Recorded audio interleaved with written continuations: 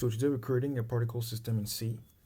We're going to work with threads because we're going to assign to each thread a certain number of particles, and also we're going to work with the incurses for the rendering of the particles on the terminal. Also the pthread library to manage the threads. Also the std atomic because we're going to avoid race conditions. I've actually thought about mutexes, but according to my researches, it's a lot heavier on the memory. So let's get started. So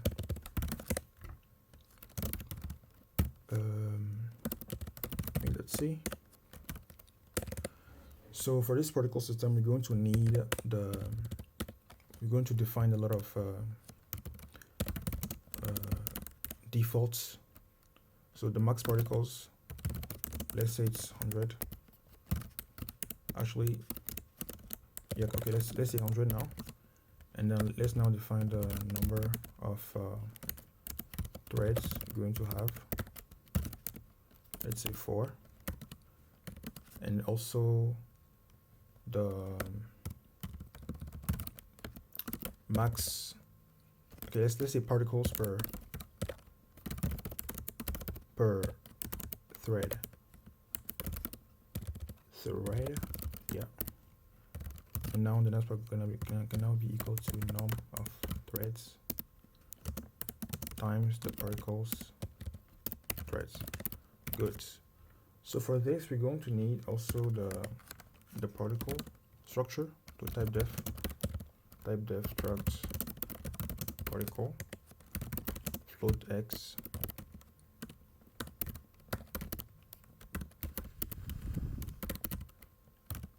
dx and dy.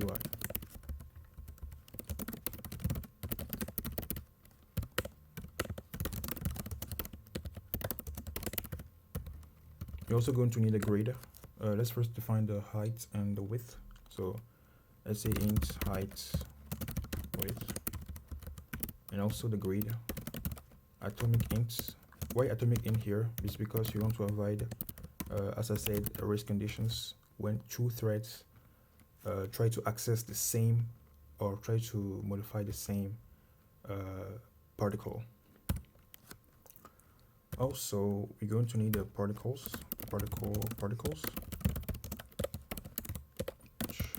max particle, and we're going to define running. Why is it not importing?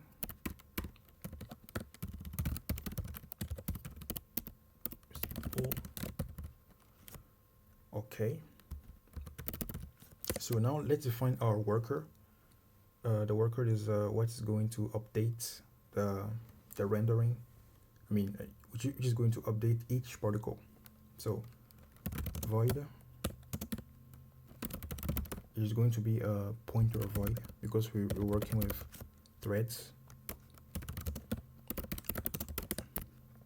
And why it is pointer of void here is because we're going to pass this to the thread, so pthread create, and then we're going to use this arg here to cast it to our thread ID and then use it to do something. So here it is a pointer of void because we don't actually know, I mean the creators of the threads, they don't know actually what you're going to put, whatever it's int or whatever. So we're doing this to after cast this into our thread ID. So thread ID, we're going to cast this into int and then dereference it to get our thread ID,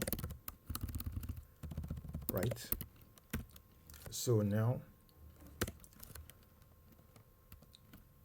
we're going to say while running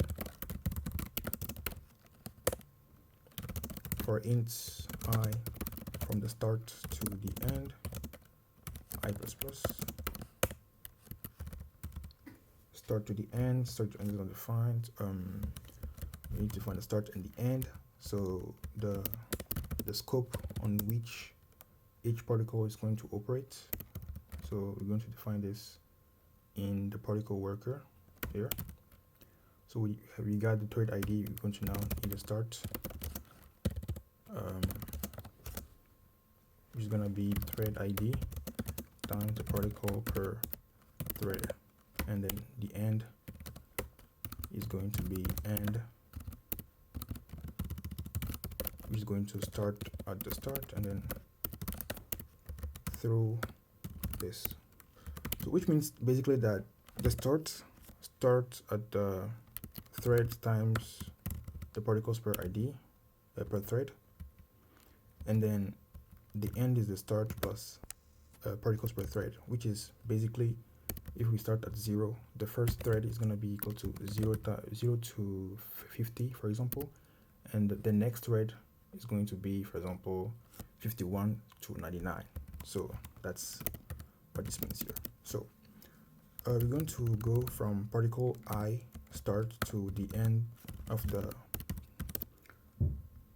end, and then we need to actually get the particle from our particles array from our system, and then we need to keep track of the old. So keep track of the old let's say position, old x int px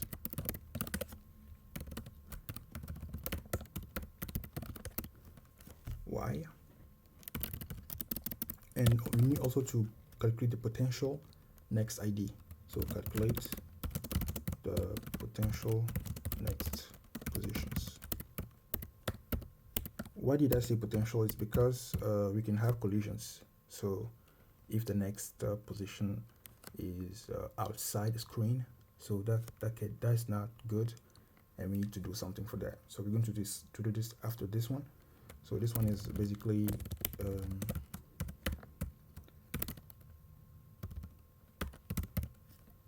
initializing the next x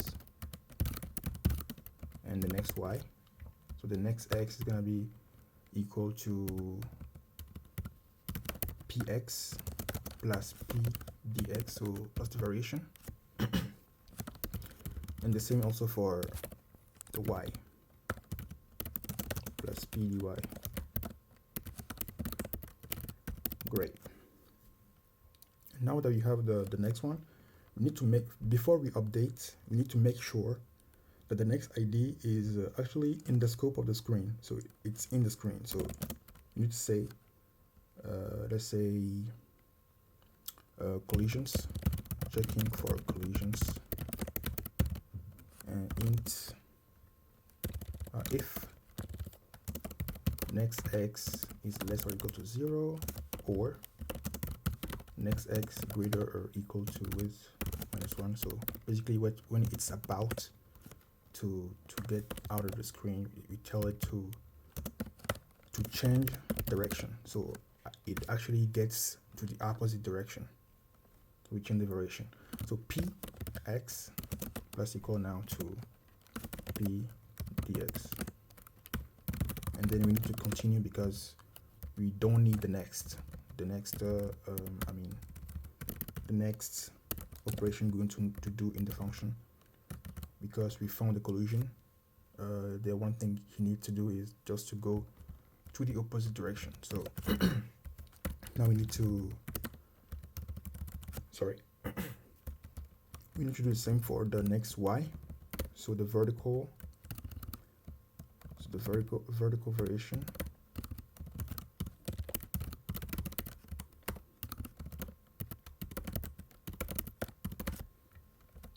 like this. Now we need to keep track of the target IDX. We need to calculate this because knowing that we're working with, did I define the grid? Yeah, I defined the grid with atomic int. Yes, we're going to calculate the next target ID because we're working with 1D array, and with 1D array we need to calculate the position with a formula called the row I forget the name of the algorithm, but I think it's a row-based algorithm, something like that. So basically we need to calculate by doing the next y times width plus next x. So basically what's happening in the grid is we're storing each row before storing the next. So it's not actually like a matrix, it's just a 1D array. So we're storing a row, and we're storing a row again, and a row again, and a row again. So all in the same line. So this actually gets us the target index. So in current index now,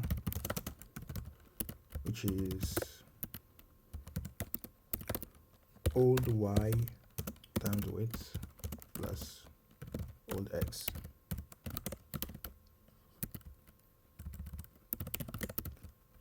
Great.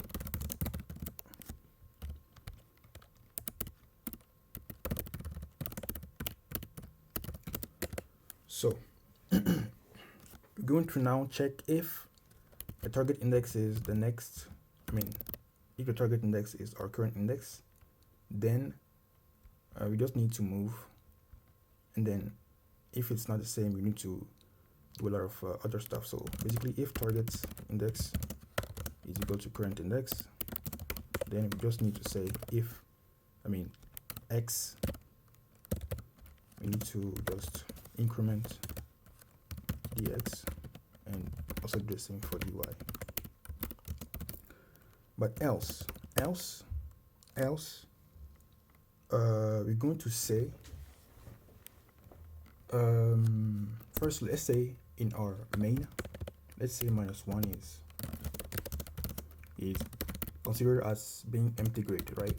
So when we're going to insert the grid -1, we're going to fill it with -1 to know that the place in the grid is null, which is basically means empty. So here we're going to declare our expected to be -1. Now we're going to say if atomic compare exchange strong, compare exchange strong, read target index expected, and then I what's the I here? Expected, is that it? Is that really how the atomic function works? It takes object expected and desired. Yeah, exactly. So expected and desired. Expected and desired, yes. So now our expected here is x. Oh yeah, it's because it takes a pointer. That's why. Right. So basically what I'm doing here is atomic compare exchange strong. Basically tells if the grid at this position is equal to expected, we're going to set it to I. That's what it does. So now, after doing this, we're going to now atomic store. I believe it's atomic store, atomic store now, grid at the current index and -1, and then position, let me explain real quick, the x plus equal to p dx.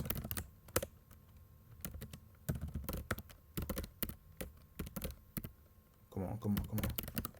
Okay, so here we're saying that if the grid at this position is equal to expected, then we set it to I, and then when it's set to I, we actually set to -1. As I said here, -1 is considered as being empty, so we're telling that the position here is empty, and then we update to the new position. Hope that makes sense. Now else p dx times equal to -1. So if this is not correct. If it's not equal to -1, it means that there is another particle at that position. So we need to change variation now. So p dy -1, and then set the new position again. And now we need to now use sleep for 1667. It's basically saying to run this at 60 fps to be precise. I believe it's 1 million divided by 60, something like that. What's going on with uSleep? I think I need to include ncurses.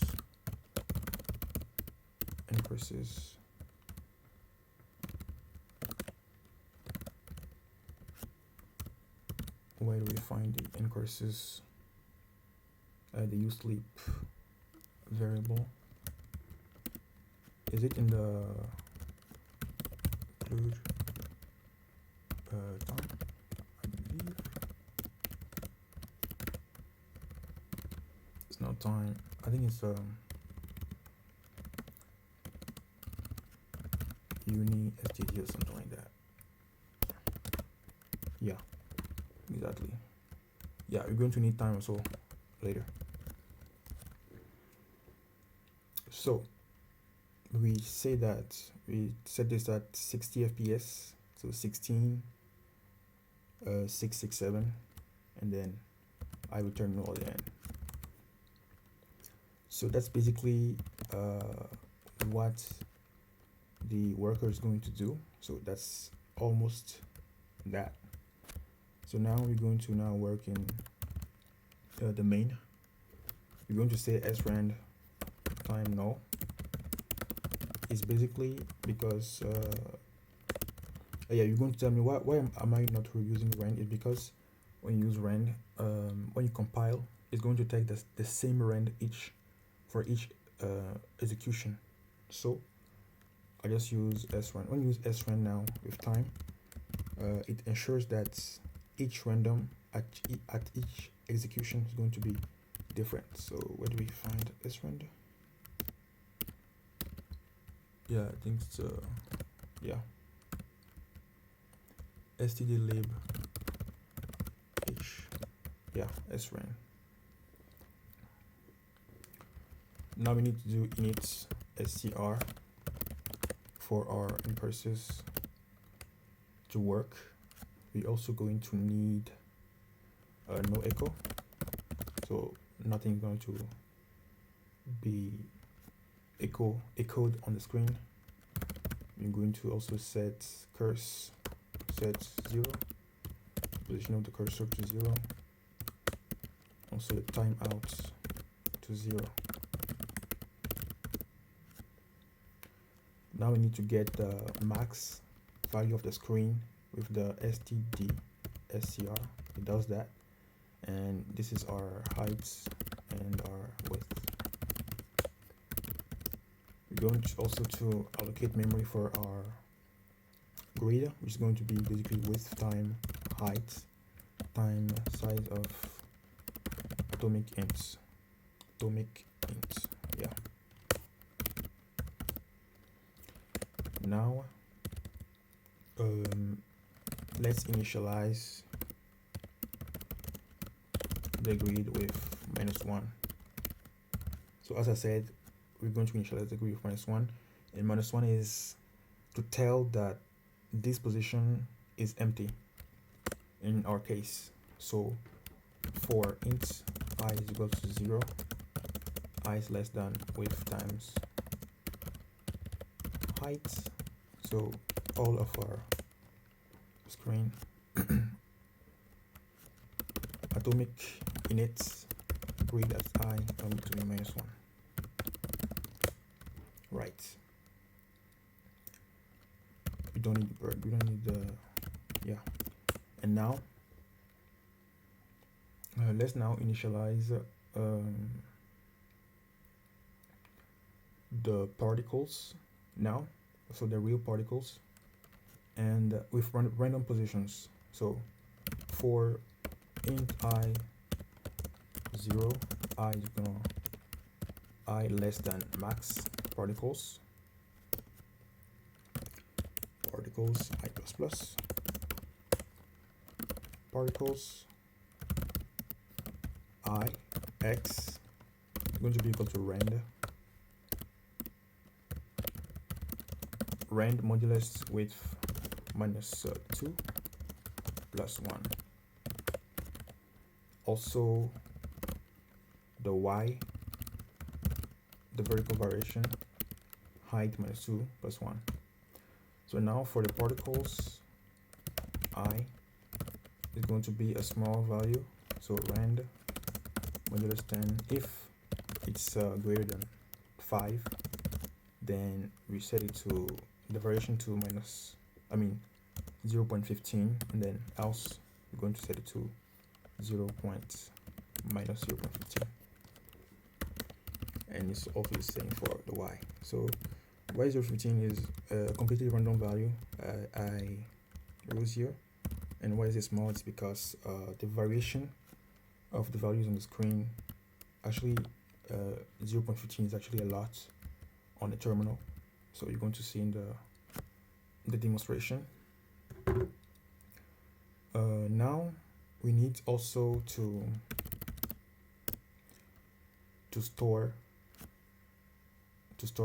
actually keep track of the index for each particles we are initializing, and then store it into the grid. So int index int particles I times y and dot y times width plus int particles I x, and now we need to atomic store into the grid at the index I. Right. So that's done for the initialize the grid, the particles, all the particles. After that, we need to also manage the threads. So p thread t threads with the number of threads we said, and also we need the thread IDs num of threads.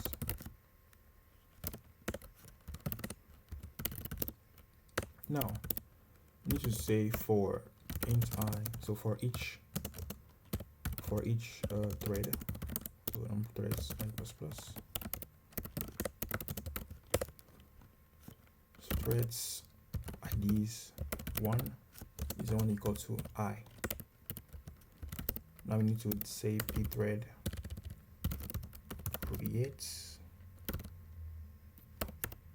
with the threads ID null particle worker, yes, and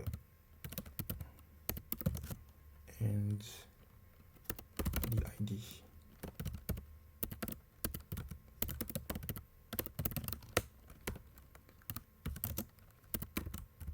Pthread, what's pthread now working? I think we need to include pthread library like this. So now we're creating a thread with the thread ID. We're setting the worker to be the start routine to be the worker, and then we're saying that the ID is going to be equal to this ID. We set with the ID here, so 0, 1, 2, 3, 4, 1, 2, 3 actually. So that's that, and each thread is going to operate in its own scope. So basically the thread ID times, as we said earlier up here,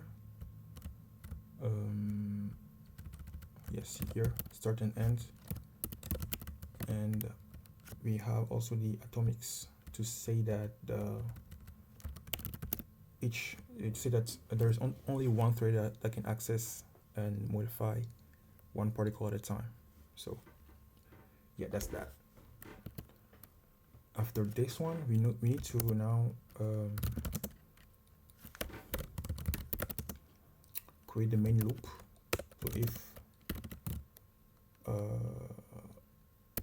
actually let's do the main thing first. So erase. So for while we're running, we're going to erase, update with the new value, and then erase again. So we're going to do this again and again. So we're going to erase, and then we're going to draw our particle on the screen. So let's start with the y height, y plus plus,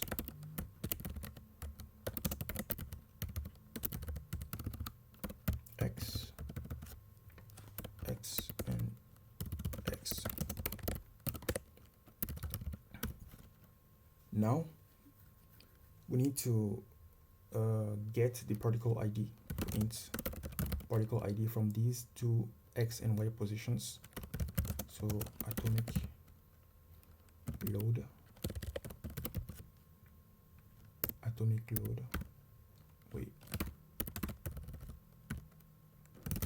particle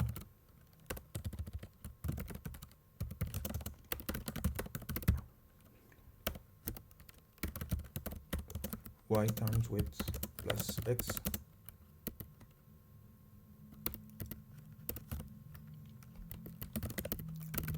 And then we're going to say, so actually this is to get the value of the particle index.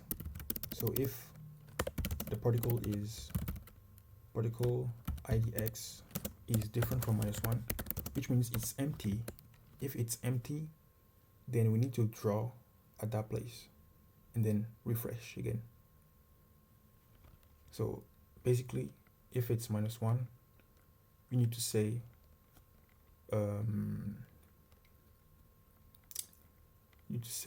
that we draw.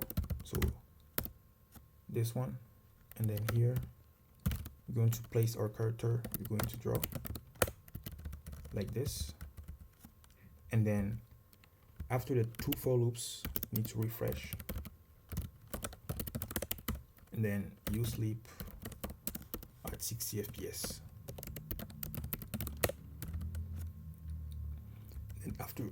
And after this, if we finish, we need to clean up. So clean up. So I0, I less than numthreads, I plus plus, pthread join, pthread join with the threads, and we say null here. So which means it's the end. And after that, we need to free the grid, and we need to end the window and return 0. I believe I returned 0 already. This is the only one. Okay, so I need to return 0 here, and yeah, I think we basically have our main. Hopefully we won't shut that and we don't get a segmentation fault. Hopefully. Wait, what? Yeah, exactly. So let's test it. So GCC main, let's see, particle to join epithread and also ln curses. Let me need to execute this. Okay, so it's working. We're having particles spawning, but I don't think we have enough particles. Actually, we one-shotted that. We need to, I believe, increase the number of particles to see. Number of particles. Oh yeah, it's because I set it to 4. Let's say 100 particles per thread. you see this. And yeah, also I think there is a problem with the width and the height. It's not calculating the width and the height correctly. Height width. It's not calculating the, I think it's the here. I believe it's, let's see. It's window. It's basically std str. The y is actually our height, and then this is our width. So actually let's, oh here, let's gcc main here. So our particle system is definitely working, but it is having trouble to find the correct width of the window. Why is that? I don't know. As usual, you're going to tell me in the comments if you found something, and if you really followed the code. You might be able to find this before me. So if you found a solution, don't hesitate to tell me in the comments. And thank you for watching. See you next time. Peace.